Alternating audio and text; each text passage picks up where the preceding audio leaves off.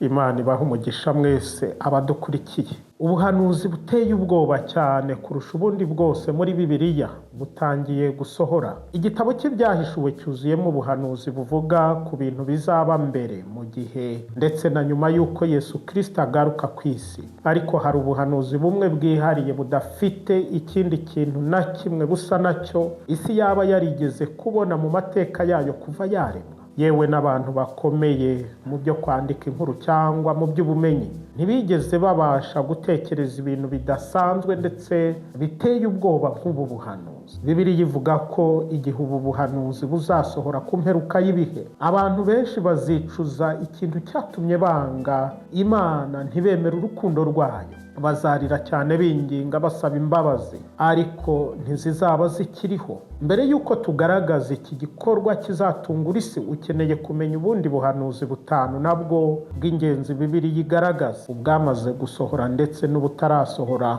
buzasohora mu gihe kiri imbere. Hanyuma turaza kumenya ni ubuhe buhanuzi buteye ubwoba cyane kuruta ubundi buri muri Bibiliya butegerejwe kuzasohora kuri abo bose batemeye Yesu Kristo nk'umwami n'umukiza wabo. Mbere y'uko dukomeza, fata akanya gatoya ujye muri comment uvuga uti Uwiteka untunganye. Iri ni isengesho ryo kwezwa, bivuge ubikuye ku mutima kuko Imana iguteza amatwi. Ukande like kugira ngo ubu butumwa bugere ku bantu benshi, ubusharinge n'inshuti zawe kugira ngo abantu basobanukirwe ibiranga iminsi y'imperuka, bareke gukomeza kugwa mu mitego y'ubushukanyi bwa Satani. Niba kandi utarakora subscribe, uyikore kugira ngo utazacikwa n'ihishurirwa nk'iri ngiri. Imana iguha umugisha. Reka dutangire. Igikorwa cya mbere cy'ubuhanuzi Bibiliya igaragaza ni ugusurwa na marayika w'urupfu cyangwa marayika murimbuzi. Uyu marayika murimbuzi yaje ku isi mu myaka y'1300 mbere ya Yesu Kristo, nyuma y'uko Farawo yanga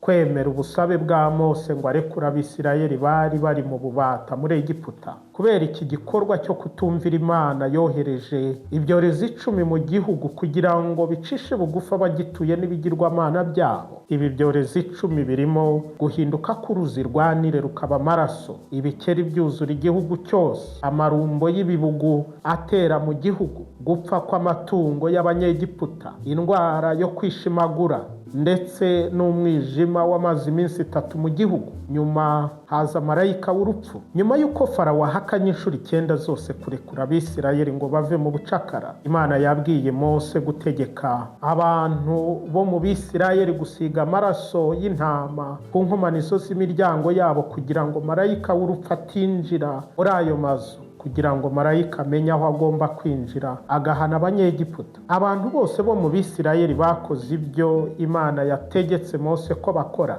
Mu bihe bya nijoro marayika yatsembyeho abana b'imfura bose bo ku butaka bwa Egiputa, harimo n'umuhungu wa Farawo ndetse n'itungo ryose ryavutse ari irya mbere. Igihe abantu bo muri Egiputa bakangutse mu gicuku, babona imirambo y'abana babo, bagira umubabaro mwinshi. Igikorwa cy'ubuhanuzi cya kabiri ni ukwasama k'ubutaka. Iki gikorwa cy'amayobera nacyo cyaremwe n'Imana, cyabaye mu isezerano rya kera gikozwe na Mose abitegetswe n'Imana. Nyuma y'uko Abisirayeli babohowe uburetwa bakagenda urugendo rwo mu butayu, umuntu witwaga Kora yayoboye igice cy'Abisirayeli barigomeka kuri Mose n'umuvandimwe we Aroni nk'uko bari bayoboye abantu bagana mu gihugu cy'isezerano. Kora yagambaniye Mose, arangije asaba ko buri muntu yemererwa gukora imirimo y'ubutambyi, nyamara Imana ntabwo yari yabibategetse. Yatekerezaga ko bidaciye mu buryo kuba abantu babiri gusa ari bo bonyine babasha kuvugana n'Imana. Ishyari rye ryari ryinshi, bituma yegeranya Abaheburayo benshi ngo barwanye Mose na Aroni. Imana yarakajwe cyane n'iyi myitwarire, ibwira Mose kubacira urubanza. Kubera ko nta guca bugufi bari bafite, Imana yategetse abantu guhunga bakajya kure ya Kora na bagenzi be. Imana yasamuye ubutaka. Kora n'abamushyigikiye ubutaka bubamirana n'abagore babo n'abana babo ndetse n'ibintu byabo byose, bajya mu nda y'isi. Kandi aba bantu bose bamanutse ari bazima. Hanyuma Imana ifunga ubutaka, bakurwa mu Bisirayeli. Igikorwa cy'ubuhanuzi cya gatatu ni abahamya babiri. iki ntabwo kirasohora. Iki gikorwa cy'ubuhanuzi cya gatatu tubona muri Bibiliya ni ubuhanuzi mu gitabo cy'ibyahishuwe buzaba mu myaka y'ibirushya byinshi. Aba batangabuhamya bazaba ari abantu batigeze bapfa, bashobora kuba bazaba ari Enoki na Eliya, abakozi b'Imana bo mu isezerano rya kera bagiye mu ijuru ari bazima. Abantu benshi nanone bizera ko bashobora kuzaba ari Eliya na Mose, kuko bose nibo bagaragaye mu gihe cyo guhindurwa kwa Yesu. Igikomeye cyane, aba bahanuzi b'Imana babiri bazahabwa n'Imana ubutware budasanzwe bwo gukora ibiteye ubwoba. Bazagaragara mu gihe isi izaba iyoborwa na Sekibi ari we Antikristo. Aba bahamya bazaba bambaye ibigunira, bazahanurira isi iminsi 1260, imyaka 3 n'igice. Aba bagabo bazangwa cyane n'abantu kuko bazaba bigisha ubutumwa bwa Yesu Kristo mu isi izaba yarahindutse iy'abantu bose bamaze guhinduka impumyi zo mu mwuka. Bamwe bazabatega amatwi, ariko benshi ntibazita ku nyigisho zabo. Abandi bazasagwa n'uburakari babarwanye, ariko Bibiliya irabivuga neza iti, nihagira umuntu ugerageza kubagirira nabi, umuriro uzava mu kanwa kabo urimbura abanzi babo. Ibi bizaba ari ibintu bidasanzwe ku bantu bazabireba, kuko sinshidikanya ko Antikristo uzaba ari umuyobozi w'isi muri icyo gihe. Ntabwo azaba ashaka kubona umuntu n'umwe uhimbaza Imana nzima y'ukuri ivugwa na Bibiliya. Niyo mpamvu azakora byose mu mbaraga ze kugira ngo arwanye aba bahamya. Ikigeretse kuri ibi kandi, aba bahamya bazaba bafite imbaraga zo gufunga ijuru kugira ngo imvura itagwa mu gihe cy'ubuhanuzi bwabo, nk'uko Eliya yabikoze igihe yageragezaga umwami Ahabu n'umwamikazi Yezebeli. Bazaba kandi bafite ububasha bwo guhindura imigezi n'inyanja amaraso no guteza isi ibyago byose uko babishatse. Aba bahamya bazaba bigisha mu butware, bazaba buzuwe n'ubushobozi bw'Imana buhambaye cyane. Nta muntu n'umwe uzaba ashobora kubakoraho. Ibyahishuwe 11 hatubwira ko ibi bizakomeza kugeza basoje iyi myaka 3 n'igice yo guhanura kwabo, aho inyamaswa izazamuka ivuye ikuzimu ikarwana nabo ibaneshe ibice. Intumbi zabo zizarambarara mu nzira nyabagendwa yo mu mudugudu munini ari wo witwa Isodomu no muri Egiputa, mu mvugo y'umwuka ari naho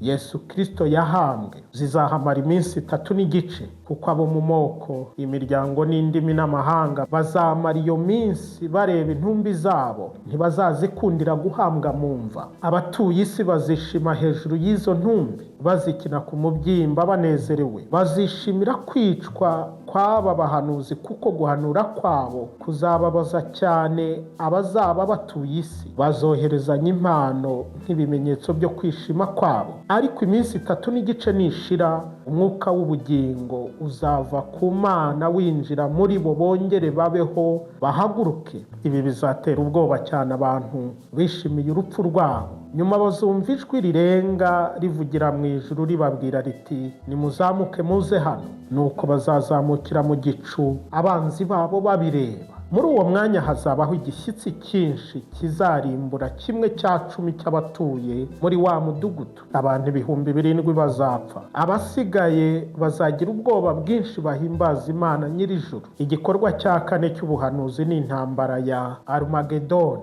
Bibiliya ivuga ko mu minsi ya nyuma y'ubwami bwa Antikristo, Imana izasuka umujinya wayo mu isi, izateza ibyago n'umubabaro ku bantu bose banze Imana bakaba mu byaha. Nubwo ibi bizaba, ariko ntabwo amahanga azemera kwihana, ahubwo bazakomeza gutuka izina ry'Imana. Nyuma y'imyaka 7 y'umubabaro ukomeye, Isirayeli izagotwa n'amahanga azaba yahuje imbaraga na Antikristo. Ibyahishuwe 16, intumwa Yohana avuga ko abayobozi b'isi bose bazahuzwa no kurwana iyo ntambara ikomeye yo ku munsi ukomeye w'Imana ishobora byose, izabera ahantu hitwa Arumagedoni. Ijambo Arumagedoni rikomoka mu gitabo cy'abacamanza mu isezerano rya kera. Muri icyo gihe abantu b'Imana bari bake cyane ugereranije n'abanzi babo, ariko mu rugamba rwabereye kuri uyu musozi wa Arumagedoni baruvuyemo barutsinze. Mu gitabo cy'ibyahishuwe intumwa Yohana tubwira ko yabonye ijuru rikinguka, hanyuma abona Yesu agendera ku ifarashi y'umweru akurikiwe n'ingabo zo mu ijuru, kandi ku mwenda we no ku kibero cye afite izina ryanditsweho ngo umwami w'abami n'umutware utwara abatware. Nuko marayika ahamagara ibisiga byose byo mu ijuru ati nimuze muteranire kurya ibyo kurya byinshi Imana ibagaburira, aho bizarya imibiri y'abapfuye bose kubera ko bahagurukiye kurwanya Isirayeli. Ariko iyi ntambara ntabwo izaba imeze nk'izindi zose zamaze igihe kirekire. Iyi ntambara izamara igihe gitoya kuko abanzi bazarimburwa bidasabye imbaraga nyinshi. Ni muri ako kanya urwabya rwa karindwi rw'uburakari bw'Imana ruzasukwa mu isi. Nyuma y'ibi Antikristo n'abahanuzi b'ibinyoma bazatabwa mu nyanja yaka umuriro n'amazuku. Ingabo zabo zisigaye zizicwa n'inkota ya Yesu Kristo, intumbi zabo ziribwe n'ibisiga. Hanyuma marayika w'Imana azaboha Satani. Ubwo nibwo Yesu azarema ubwami bw'imyaka 1000 ku isi, aho azayoborana n'abera abaciwe ibihanga babahora guhamya kwa Yesu Kristo n'ijambo ry'Imana, ari bo bataramije ya nyamaswa cyangwa igishushanyo cyayo kandi batashyizweho ikimenyetso cyayo. Bazazuka maze bimane na Kristo imyaka 1000. Hanyuma marayika w'Imana azaboha Satani. Ubwo nibwo Yesu azarema ubwami bw'imyaka 1000 ku isi, aho azayoborana n'abera abaciwe ibihanga babahora guhamya kwa Yesu n'ijambo ry'Imana, ari bo bataramije ya nyamaswa cyangwa igishushanyo cyayo kandi batashyizweho ikimenyetso cyayo. Abo bazazuka maze bimane na Kristo imyaka 1000. Iyi Arumagedoni ntabwo kizaba ari ikimenyetso cyo kurangira kw'iyi si nk'uko benshi babyizera, kuko dushingiye kuri Bibiliya isi izahinduka ubuturo bw'iteka ryose ku bantu bemeye Kristo nk'umwami n'umukiza wabo ndetse bagakora ubushake bw'Imana. Igikorwa cy'ubuhanuzi cya 5 ni ukugaruka kwa Yesu, kuzuka kw'abapfuye bizera Kristo hamwe n'abazaba bakiriho bamwizera bazazamurwa mu kirere kumusanganira. Bibiliya ivuga ko hazabaho igihe abakristo bose bazaba bakiriho. Iki gihe kizaba kidasanzwe, bazabyuka nk'uko bisanzwe bajye mu mirimo yabo. Bitunguranye bazajyanwa mu ijuru. Nibyo hariho impaka nyinshi ku bijyanye no kugaruka kwa Yesu. Bamwe bizera ko bizaba ari igihe Antikristo azagaragara mu isi. Abandi batekereza ko gusa abakristo bazajya mu ijuru ari bazima nyuma y'imyaka 3 n'igice yo gutegeka kwa Antikristo. Ikindi gice kizera ko abakristo bazazamuka muri cya gihe cyose cy'umubabaro ukomeye mbere y'uko habaho gusanganira Yesu Kristo. Ariko tutitaye ku gihe cyangwa umunsi, ikintu kimwe cy'ukuri tuzi neza nuko Yesu azagaruka. Yesu azagaruka. Matayo 24 Yesu yavuze kuri ibi bintu, abwira abigishwa be ko igihe kizagera cyo kuza k'Umwana w'umuntu. Icyo gihe abagabo 2 bazaba bari mu murima, umwe azajyanwa undi asigare. Abagore 2 bazaba basya kurusyo, umwe azajyanwa undi asigare. Ibi birasobanura ko ibintu byose bizaba mu kanya gato cyane. Bizanyeganyeza isi kandi bizagera kuri buri muntu wese. Icyo gihe abazasigara mu isi bazaba bafite ibyago bikomeye cyane, kuko bazahura n'ibikomeye byo mu minsi ya nyuma. Ariko abari muri Kristo Yesu icyo gihe bazasagwa n'ibyishimo kandi bazabana n'Imana iteka ryose. Aka kanya dusoje kugaragaza ibikorwa bikomeye Bibiliya igaragaza, ibyabaye n'ibitaraba. Ibi biratuganisha ku buhanuzi buteye ubwoba cyane gusumba ibi byose tumaze kubona. Kubohorwa kw'abamarayika b'abadayimoni 4 bazaturuka ku ruzi rwa Ufurate. Byose bizaba igihe abamarayika b'Imana bazavuza impanda 7 z'ibyahishuwe. Igihe impanda ya mbere izavuga, urubura n'umuriro bivanze n'amaraso bizajugunywa mu isi. 1/3 cy'isi kizashya, 1/3 cy'ibiti nacyo kizashya, n'ibyatsi bibisi byose bizashya. Impanda ya kabiri izohereza ikimeze nk'umusozi munini waka umuriro kijugunywe mu nyanja. 1/3 cy'inyanja kizahinduka amaraso. 1/3 cy'ibinyabuzima byose byo mu nyanja bizapfa, na 1/3 cy'amato yo mu nyanja kizarimbuka. ku mpanda ya gatatu inyenyeri nini yitwa muravumba izava mu ijuru, izagwa yaka nk'urumuri, izagwa kuri 1/3 cy'inzuzi n'imigezi n'amasoko. Aya mazi azateza impfu nyinshi kuko azaba arimo uburozi. Ku mpanda ya kane 1/3 cy'izuba, 1/3 cy'ukwezi na 1/3 cy'inyenyeri bizijima. Iki kizaba ari ikimenyetso cy'igihe cy'umwijima. Ku mpanda ya gatanu ikuzimu hazafunguka. Iki cyago cyiswe ishyano rya mbere. Hazazamuka umwotsi ucumba nk'uw'itanura rinini. Uyu mwotsi uzatera kwijima kw'izuba n'ikirere. Uyu mwotsi uzavamo inzige zizategekwa kubabaza abantu bose bazaba badafite ikimenyetso cy'Imana mu ruhanga rwabo. Uku kubabazwa kuzamara amezi 5. Ni ku mpanda ya gatandatu ubuhanuzi bukomeye cyane kurusha ubundi buhanuzi bw'ibindi bihe byose buzatangira gusohora. Igihe impanda ya gatandatu izavuzwa, abamarayika 4 b'abadayimoni birukanywe mu ijuru hamwe na Satani babohewe hafi y'uruzi runini rwa Ufurate bazabohorwa kugira ngo bice 1/3 cy'abantu bazaba bariho muri icyo gihe. Bazayobora ingabo zigizwe n'amamiliyoni y'abagendera ku mafarashi. Bazateza kwangirika n'urupfu ruteye ubwoba cyane. Intumwa Yohana avuga ko iki gisirikare kizaba gifite ingabo 200,000 bambaye ibyuma bikingira igituza bisa n'umuriro, naho wakinto n'amazuku.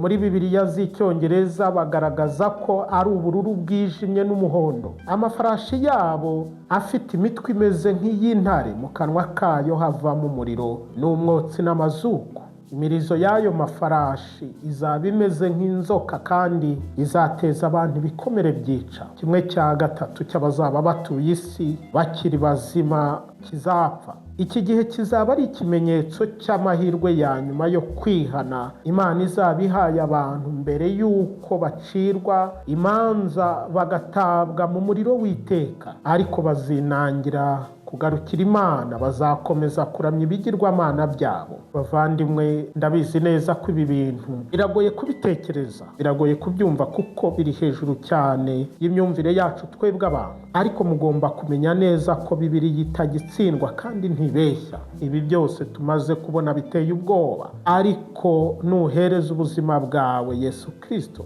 ukabaho mu ijambo rye, Imana izakurinda umunsi w'urubanza kandi izaguha kubana nayo iteka ryose muri Yerusalemu nshya. Ubu buzaba ari ubwami butazaba mu bwoba, umubabaro, urupfu cyangwa amarira. Ntabwo ukwiriye gutinyishwa n'igihe ibi bintu bizaba, ahubwo ibaze uzaba uri ku ruhe ruhande igihe bizaba. Niyo mpamvu ukeneye kongera ubumenyi bwawe kuri Bibiliya, ukagendera mu ijambo ry'Imana, ntiwemere kugwa mu mutego w'ibizaba mu gihe kizaza. Amen. Niba wafashijwe n'ubu butumwa, jya muri comment wandike uti amen, uhamye ku mugaragaro ko wemera Kristo nk'umwami n'umukiza wawe. Tekereza gatoya, nubwo imperuka yatinda ariko ntabwo uzi iminsi usigaje mu isi. Uyu ni wo mwanya wawe wo guhindukira ukerekeza umutima wawe ku by'Imana yemera, kugira ngo nawe uhabwe amahirwe yo kuzabana n'Imana iteka muri Yerusalemu nshya. Niba ubutumwa ubona bufite imbaraga, ukande like, ukore subscribe kuri iyi channel. Imana iguhe umugisha.